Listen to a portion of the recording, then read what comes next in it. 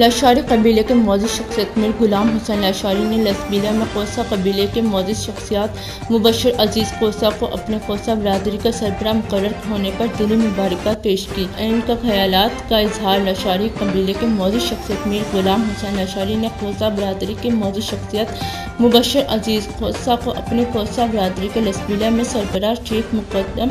मुंतखब होने पर दिली मुबारकबाद पेश करते हुए कहा है कि मरहूम अजीजुल दीन कोसा के वफात के बाद लसबीलिया भर में कोसा कबाइल के बुनियादी मसले मसाइलों को हल करने के लिए कोसा कबाइल को सरबराह की अशद ज़रूरत थी, जो आज अल्हम्दुलिल्लाह मरहूम की फर्जंद मुबश्शिर अजीज़ कोसा को अपने बरादरी कबीले का लसबीला में बसने वाले कोसा बरादरी का सरबराह मुकर्रर कर दिया है।